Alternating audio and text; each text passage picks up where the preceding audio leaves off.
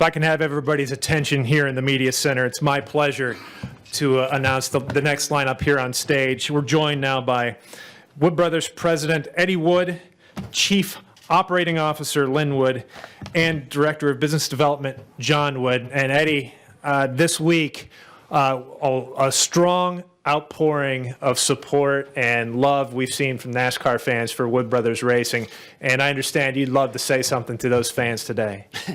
Yeah, I mean, it's really overwhelming, the amount of response that we got, on social media and phone calls and just emails and things of all our fans, supporting us. And that really makes you feel good, because you never really know what's out there until, something triggers something for those guys to speak up, and they've really been supporting us, and I'd like to thank all of them. It's really amazing.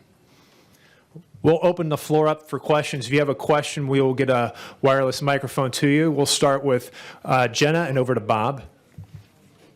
Jennifer, AP, I guess for any of you, last year was a tough year with rain, and that cost you some races. I'm wondering, you get this deal and you get Ryan Blaney and you're really excited and you're going to go full-time racing again, and then the charter thing happens and now you're going to live on eggshells every week again. I mean, does it feel like a mixed blessing? I think with our performance this past year, qualifying in these races shouldn't be an issue, as long as we perform like we know we can. I think the rain-out situation, last year we missed those 3. If it had been using the qualifying speeds, we were in the top 10 all 3 races we missed. So that's changed for next year, or this year now. So I don't foresee that as being a problem. Now, if the car don't crank or he goes out and he hits a wall or something, then we've got a problem. And we've talked about in the past, as long as if it's a performance-related issue, like we can't run fast enough, that's when we see we've got a problem. It's hard to overcome something like that. But if you're fast enough every week, it shouldn't be an issue. And I think that's the encouraging part about the way that, with the new structure, not only were things done differently for the charter cars, but the open cars as well. And it instead of, whatever they used to base it on, it's more on performance now. And the fastest 4 cars make the race. The fastest 4 in practice, if it's rained out, it's not. There's no shenanigans anymore. It's black and white.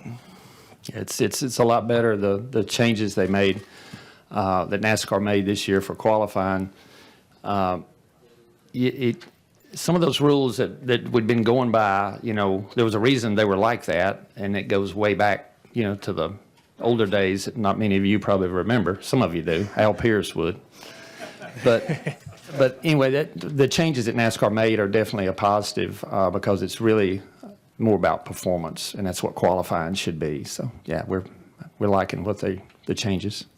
We're going to go next to Bob, then to Jordan, then to Jim, and then to Kenny. I guess this is probably for Eddie, Bob Pockris, ESPN. I mean, since October, everybody's kind of had heard it'd be 36 charters, 40 car fields, and you guys likely would be kind of left out with that charter. How hard did you guys try to get a charter, or did things really change in your view in the last couple of weeks? And also, it's our understanding that non-charter teams are getting significantly less money per race than the charter teams. Did you guys have to go back to Ford or anybody and ask for more money for the year? I'll answer your last question first, and I'll let probably Jon answer the first one. But no, I mean, the way the thing is structured, if you do what you're supposed to do and what you're capable of, it'll all work out. And we've been racing a long, long time, and actually Len brought it up this morning. Last year, and ever since we went part-time, we've not been a part of any of the plans. Like the car, you finish it. You know the numbers. I don't. Yeah, we haven't been part of the Plan 1 or Plan 1C or the Winter Circle Plan or the Champion Owner Plan or eligible for any season-ending bonuses. So that's not a huge issue to us. When we went part-time, limited schedule, we had to be more efficient. And that's when we looked at everything from motels to tire bills, things like that, on where we were going to race. End up, we raced where we thought we had the best performance. So that shouldn't be an issue either. And then, as it would pertain to the charter situation and what we knew about it, it's probably simpler just to give a timeline. I guess, what would it have been? Probably around this time last year, the owners group invited us to be a part of their discussions. The first time that we went to one of those meetings was 600 weekend, which would have been in May. May, yeah.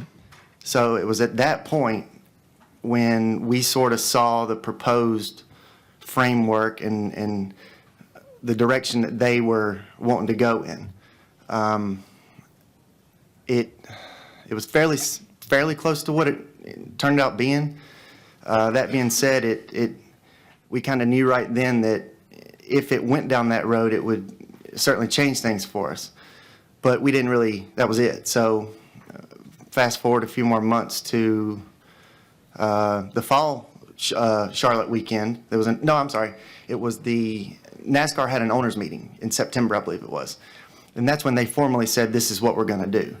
And at that point, we knew, okay, rather than, worry about it, we need to put our heads together and figure out how we can make this better for ourselves. It's kind of hard to explain. And I mean, you can't really blame anybody for the way it went. I mean, everybody wants what's best for themselves. We're just in a different situation. Being on a part-time schedule, you can't look back and say, this is what we should have done. You can't really argue with anybody because, again, what benefits one doesn't necessarily benefit the others. So we just, where we are. Yeah, and that being said, the owners group that, helped put all this together, had we been racing full-time, from 08 to now, we'd been right in the middle of it because we'd been one of them, but we just happened to be in a different spot. And I guess we created our own spot because, in 08 when, the economy was kind of, on the downslide and everyone was struggling to have, to find sponsorship, we had like three choices. We could have did what we did, which was race part-time, but when we show up, we're competitive. We spend enough money to, to get all the right stuff, the right people, the right driver, and that actually turned into a Daytona 500 win. The other choice we would have had would have been to do a start and park or race a little bit now, race as best you can, and not really, it's not really fair to your sponsors. Ford Motor Company has stood behind us so long, it's not fair to them, or we could have quit. So looking back, if you told me, okay, you could go back 6 years and if you want to run all the races and then you would have a charter, would you swap? No, I probably wouldn't. I mean, we want to race doing a model that fit us at the time, and you can't take that away. I mean, that's one of the biggest wins in our career, certainly my career, and so I mean, it's all going to work out. Like I said, we've talked to our sponsors and stuff, and everybody's, it's going to be okay. Trust me. And to add to that, my grandpa didn't start this team in 1950 to make a pile of money. It was a completely different environment then, and it was all about racing. That's it, and that's kind of been ingrained in these two, and you can't really change that business model if what you do is race, and you're not a businessman first, then you can only make the best decisions you can make, and those being have the fastest cars, whatever it takes to have the best performance, not limp through on some kind of hope of something down the road where you can cash in. I would say it would have been an embarrassment to our family, our uncles, and our dad, if we'd have just been like a show up and take a check. Yep. We didn't. We tried to perform every time we showed up. Didn't always work out that way, but that's the way I look at it. Yeah. Go to our next question at Jordan, and then we'll come up to Jim. Jordan Bianchi, SBNation.com. This is for any of you. Last few years, didn't have the sponsorship. You're running part-time. You finally get that sponsorship. You're coming back full-time. Then they announce this charter system. Do you feel like maybe like the goalposts are moving a little bit? I don't really understand your question. The whole world's changing. We know that. Yeah. I mean, there you everything are. now is on your. I couldn't You can find read it. on your phone. No, I mean, it just seems like I don't have a notepad. I've got my. it iPad. just seems like there's one hurdle after another. You kind of Oh, get thrown yeah, I at see you. what you mean. When you've raced as long as we have, just about time you think you got one thing figured out, something else happens, and you got to worry about that. And then, it's been like that forever. Whether it's making races or whether your car is fast enough. I mean, in years past, when you come to Daytona, you start working on your cars in September and October for Daytona, and you worry the entire winter if you're going to be fast. The longest 2 minutes in racing is first practice, and it'll happen tomorrow. When you go get on top of your hauler and you wait for that thing to go by, it takes about 2 minutes to make your first couple of laps. So that's the longest time in racing, because then you know whether you're fast or not. But yeah, I agree. There's a lot of things kind of piling up, but it's almost like those crocodiles or alligators. You see it, the kids at the circus, you take a hammer and hit one of them in the head and it goes down, two pop up. It's kind of like that, but we've grown up like that. That's okay. Whack-a-mole or something like that. Yeah, whack-a-mole, I think is what it is. You just keep plugging. You just keep going, it's. But what you don't do is change your I keep saying business model. I don't know if it would be that or not, but you don't become what you shouldn't, and you don't embarrass yourself. I mean, that's the simplest way of putting it. Yeah, we've come too far to change our Approach. racing personality. Maybe that's the word he's looking for. Okay, we'll go next to Jim, and then we'll go to Kenny, and then over to Claire. Jim Mutter, motorsport.com. Eddie or whoever wants to answer, just because the Wood brothers don't have a charter this season, does that mean you may never have one? Would you be open, and could there be a day when you decide it's worth trying to purchase one or something, or are you content to follow this direction for the time being? This whole charter thing is probably going to take a life of its own, and no one knows, a year from now, 2 years from now, what it's going to look like. Certainly, we would like to work our way into one, whether it's, it's going to work out really well for a lot of people, a lot of teams, and it may not work out quite as well for some others. Who knows? It's going to take a life of its own, and things are going to happen nobody even thought of. It's just like everything else. But there's a lot of pathways for us to get a charter later, and not now, but later on to work your way into one, because there's only 36 of them, and they're not they won't be issuing more, so you have to get an existing one. But there's ways to do that.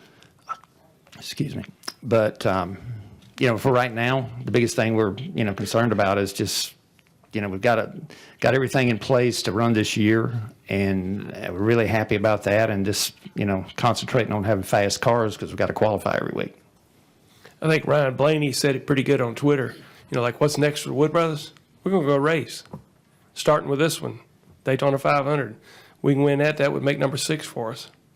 That's the goal right now. And the new, I call it new, the way that qualifying, the procedure, the way that it's changed, it follows what I was saying earlier about the fastest 4 cars. It's encouraging that there are 2 ways to make it, 2 of those spots being the fastest 2 cars. That gives you an incentive to build a fast car and not just have a $5 motor and hope you make it because everybody wrecks. I mean, Yeah, everything, whether you're an open car or your charter car, is performance based, which in the end, the race fan wins because you're going to have better racing because everybody's trying harder, driving harder, all that's, everybody tries as hard as they can, but there's another level of it when pride and money is on the line, and that's kind of what they've done. And so, like I said, it's, and to all our fans, we're going to be okay. Just promise you we're going to be okay. Okay, we're going to go next to Kenny, then to Claire, and then to Mike, and then we'll head over to that side of the room to Al. Kenny Bruce with NASCAR.com for any of you guys that want to handle this one. Given your all's history in the sport, how did you find out that you would not be receiving a charter? Did anyone tell you, or did you not know until the list came out? And also, what did your father think when you all explained to him the situation? He was upset. And I think that's probably because the three of us had been involved in the whole thing along the way and watching it evolve, and I think it was just a surprise. Once he sort of digested the whole thing and realized that it was for the betterment of the sport, he's okay with it. And that says a lot about his character, that it's about what makes NASCAR better as long as it doesn't push us out. And I mean, it was tough to see, but I mean, I think it's okay now. I do. Yeah, he was, like I said, and when this whole thing kind of started, it was just, Len and myself and John, and we talked about it all the time, riding in a car. Everywhere you go, you talk about it, 24 hours a day. And we didn't really involve anyone else because it changed so much. Every day it was something you would hear that was different, and we just didn't want to get anyone else all spooled up, in the deal. And once we explained, where we are now with the new, especially the new qualifying rules, because that rain out stuff just tore him up. So there's better plans in place now, thanks to NASCAR on that. And once he understood the positives that are there, he's fine. So I think it was, the hard part for him was that there was this big announcement, confetti flying, and, we're kind of not a part of it. And maybe we should have explained it beforehand, because it would have made a little bit more sense and wouldn't have been such a surprise and catch him off guard. But yeah, he's fine. He's coming down here tomorrow. That'll be his 70th. This will be Daddy's 70th year for Speed Weeks in Daytona.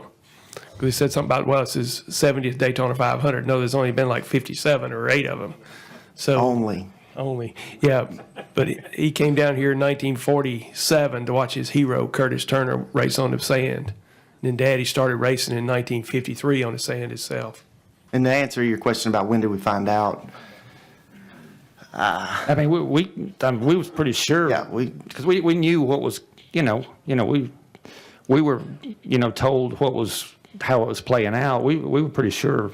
it started out likely going to happen in May, and gonna happen in September, and for absolutely sure going to happen on Tuesday when the announcement was. So, I mean, we had an idea, but. I mean, we didn't expect, we wasn't sitting there waiting like you're going to win the lottery or something. You're going to get a charter. We knew the rules that was set forth to for you to have one. About racing the last 2.5, 3 years. We knew all that, so we hadn't done that, so we knew. I mean, it was, like I said, we're going to be okay. Go next to Claire, then to Mike, and then over to Al. Claire B. Lang, Sirius XM NASCAR Radio. Listening to the discussion on this, most folks seem to get that there had to be a line in the sand somewhere, and yet folks felt big time for the heart of the Wood brothers' long history. Although not included in the charter system, do you guys feel for the good of the sport, even though you're not included, that this is for the good of the sport? And could you, Eddie or Len, seen this coming, not 3 years ago, but back when you all started or in the golden era? Well, a few years ago, I'm gonna say in the 90s, this thing was brought up then, about doing it. And you had a lot of guys that came into the sport thinking that, like guys that weren't racers, there were people that thought, this is going to turn into something, like the NFL or something like that. And, I better get in there. And it never really happened. So, yeah, I mean, as many people as been working on this thing and as many smart people, and generally when it's all, you get that many smart people in a room and let them argue it out and figure out what they need to do, it usually comes out okay, so. And yeah. If this change makes the sport better, of course we're happy about that. I mean, that still will trickle down no matter what position you're in, as long as you're still racing. You don't want to get pushed out, but I don't really see that as, again, if you're there to race, you're not going to get pushed out. It's to make the overall sport better. And, about to allude to what you said about the line drawn in the sand, I saw Burton's piece the other night about it. I guess it might have been Tuesday night whenever the announcement was. And at first it kind of bothered me because it's like, come on, like have some sympathy here. But then he's exactly right. You can't make everybody happy, and we can't go back and change anything that we've done. You just can't. You can't look at it like that. Hindsight's always 20/20. And to the critics that say, that this is a rule's a rule, and it is. It absolutely is. And I think that we're sitting up here just to convey that we're okay with that and that there's no problem. Right. Yeah. That and the other piece of that is if you come to race every week, whether you're a charter, an open car, or whatever, in the end, that's what this is all about, is making racing better to where, it gets to where it's number one in the world. And, I'm like I said, we're just okay. I don't know how to say it any different. I think we're going to be fine. Go to Mike. Mike Bagley, Motor Racing Network, Sirius XM, NASCAR Radio. You mentioned that you went to the owners' meeting and you were part of the RTA. What is the status of the Wood brothers' relationship with the RTA in the wake of the announcement this week? Once everything was finalized, and we knew for sure that our objectives were not really aligned with theirs, out of respect for them and out of not really respect for us, but just for our sake, we distanced ourselves from them and resigned from the RTA. But again, that's just they're two totally different ideas, two totally different approaches, and ultimately we have to look after what's best for us. Yeah, they like I said, I think we were putting them in a bad spot because we were different. We were a square peg trying to be put in a round hole, and it just wasn't working. I mean, it just couldn't work. So I mean, I think we were putting those guys in a bad spot because we've known, all the owners all our life, and so that was just the best solution because it, like I said, we just want to be a part of it and go race. Go to Al, to Lewis, and then back to Mike Embry. Yeah, Al Pearson, Auto Week. We get that you guys understand. We get that you agree it's good for the sport. We understand that you're not going to complain. We understand all of that happy face stuff. But deep down inside, you got to be thinking, this sucks. I told How you in the not to ask world me does to- Kaufman get 2 charters and we don't get any? I mean, really, deep down inside, isn't there a part of you that are saying, we got screwed? What was it? If we got one of these questions, it was just don't answer it? Was that what it was? Al, I thought you remembered where the cookie I do, drawer I was. know, I know. You know what? You guys know what Richard Petty said to him The first race he ever went to. Tell that No, story. no. Yeah. Well, let me put it this way. You put me on the spot. Boy, you don't know much about racing, do you? Yeah, not a whole lot. Isn't that what he said? Yeah. 1969. He's at Now, Dover. don't tell that I'm going story. to tell it because you put me on the spot. Yeah, he's at Dover, 1969. Richard Petty wins a race. He crawls out of his car. Okay, everybody in this room knows you crawl out of a race car. You don't open a door. He raised his hand, asked Richard Petty, Mr. Petty. Mr. Petty, why did you crawl out the window? Why didn't you just open the door? And Mr. Petty said, you don't know much about racing, do you, boy? Boy, you don't know much, do you? But seriously. Your questions have come a long way since then. Yeah, well, They're better. let's just put it this way. Y'all are disappointed. Yeah, Is that fair to say? We are disappointed. Okay. But it gets back to what I said.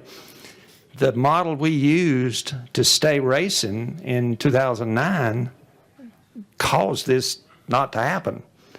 But I wouldn't turn around and switch it for that win with Trevor here if you gave me 2 charters. It's just, that's how much winning a race means. You just The race. the race. It's this race. It wasn't just a race, it was the race. This race. This race is above all others. I don't care whether it's Indy, Le Mans, I don't care what it is. This race is above all others. Lewis? Louis Frank of Reuters. It may be premature, but if at some time it becomes possible to buy a charter, considering the finance, would you consider selling part of the team or something else to raise the money, the millions of dollars to finance a charter? Yeah, I'm sure That would be foreseeable. I mean, yeah. we're still owned by our family and have been the whole time we've been racing. Guinness World Record, longest sport, longest family-owned operated sport. Plug that. That would be a difficult decision to have to make. But like I say, I mean, like right now, if we want to make a decision, we don't have a boardroom we have to go to. Typically, it would be at dinner or lunch at Mama's house. We sit down, we talk about it. And we don't have to spend 2 months thinking about it. Yeah, there's no vote. It's just let's go do it. And, that being said, I'm sure we will do whatever is necessary to continue to race. If that's what it leads to, partnering up with an investor or partnering up with a team that has a charter or something like that, whatever it takes to continue racing. I want some more Daytona 500s. We'll go to Mike, and then we'll finish up with Jenna. Mike Embry, USA Today. Eddie, there have been a lot of fans really fired up about this, I guess almost threatening to burn Stewart or something. Is that part of it surprise you, how in-depth all that's been? Yeah, I mean, it's they're very very supportive, and if you wanted to go to war, I think our fans would be the ones you want behind you, because they're they're very passionate about about our race team. We've got fans that are older than you and I, certainly, and then we've got a big range of fans that I didn't really realize was there. I knew all the people that were Pearson fans in the 70s and 80s and all that. I knew they were still there, but it seems like from some of the responses we got on Twitter and Facebook and just emails and things, they're young people. Also, it's like the whole range, and that really made me happy, because then I guess you got kids of fans and grandkids of fans, because once you're, in our world, once you're a Ford fan, you're there for life. So that's kind of the way it is. I think we were very fortunate in 2011 to be able to go back to the red and white paint scheme with a gold 21 on it, and then go out and win the biggest race that year. And that pulled a lot of the old timers back into the sport, I think. And then having Trevor Bayne as a young kid, that pulled new people, new fans for us, young fans. Yeah, I think it's where the young fans come from, was when, the 500 victory, and then it kind of connected the older generation fans to the younger ones. which, I think it's what, everyone needs. Everybody, all of us need that. And, but again, I'd just like to thank our fans because, man, they really put it out there. And then the day of the announcement, I guess it was Tuesday, I saw a comment on Twitter. It was from some reporter, and he says, 2 things I've learned. There's a big change or something, and the other thing, people pay too much attention to this Wood Brothers situation.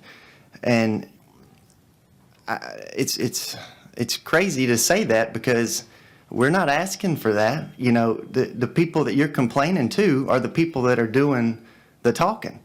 And, they're the ones that have chosen to feel the way they feel. And that's just more encouragement. That's more determination to change your underdog status to, something better. And I mean, everybody likes an underdog, and at least everybody but this reporter, I guess.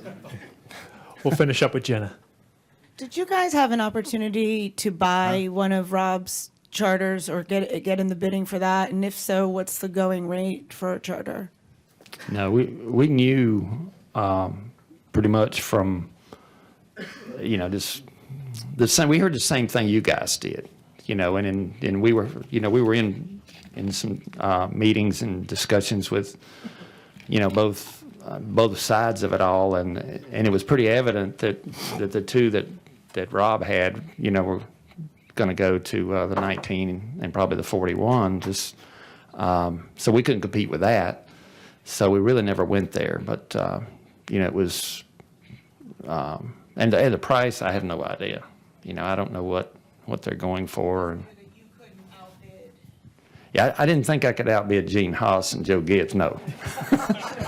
No. Yeah, we got most of our information from you guys. Okay, well, Eddie, Len, John, really appreciate you coming in and take the time. And who knows, we may see you again before this Speed Weeks is all said and done. I hope so. Yeah. Thank you. Sunday evening after next, right here. Good luck to you. Thanks again.